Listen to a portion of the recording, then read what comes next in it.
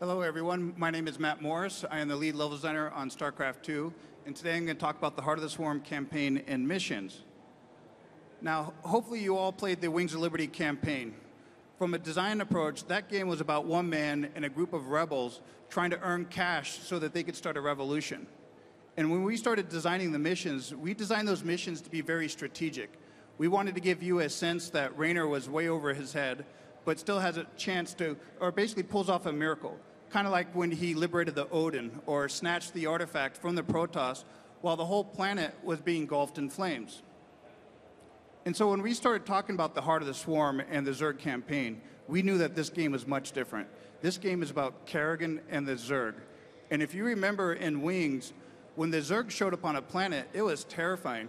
It was incredibly scary.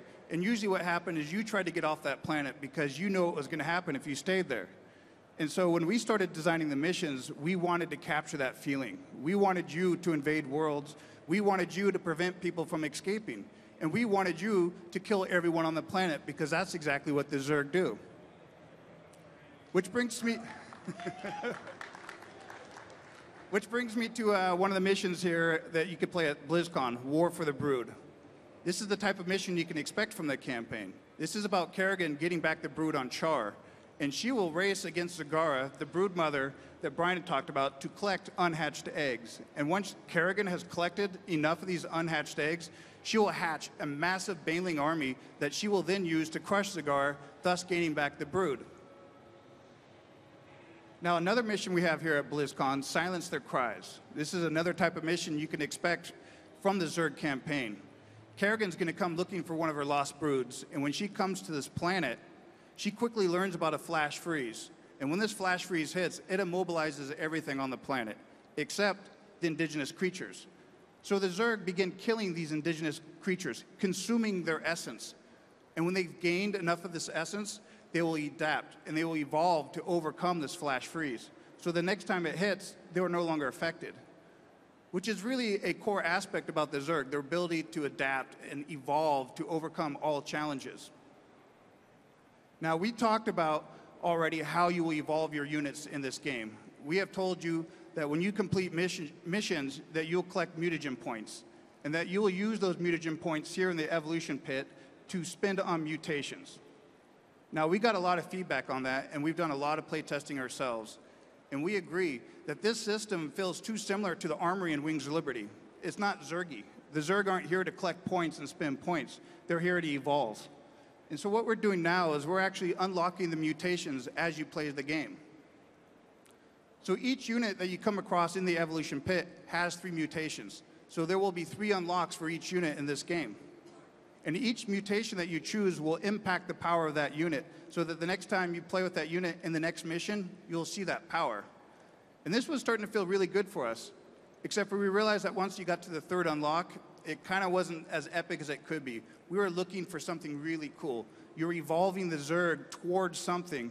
And so we came up with genetic splits. A genetic split is a choice to genetically change your unit into an entirely new ZERG unit. And so what you see before you is the Zergling split. You could choose to split your Zergling on the 3rd unlock into a Raptor or a Swarmling. If you choose a Raptor, your Zergling will grow these little wings, which allows them to jump up and down cliffs. It'll allow them to leap into combat, closing the distance on the enemy. Let me show you what that looks like in the game. And so these are normal Zerglings right now getting owned by bunkers and tanks.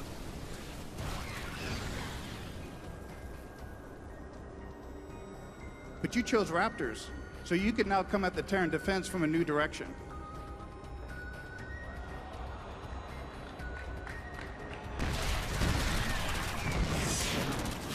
And so you can see these Raptors just tearing apart this Terran defense. They'll leap on those trees. Oh, shit. And quickly just end this Terran base. They have no chance.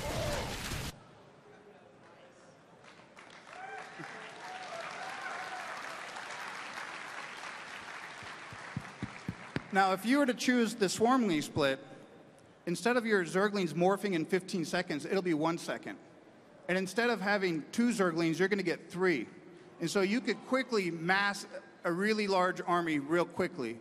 Let me show you what that looks like. So here's a normal Terran attack coming against the base, and you got some Zerglings trying to defend it.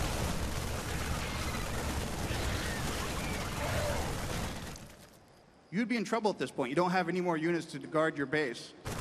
But you have swarmlings. So each of these larvae is going to produce 3 zerglings, and they're going to make a really large force quick.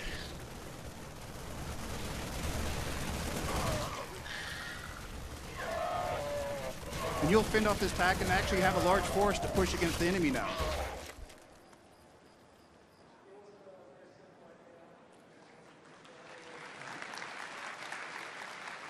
And so this really started scratching that itch for us. This is what you're doing in the game. You're evolving your units to an epic choice here. You're getting to choose an entirely new Zerg unit.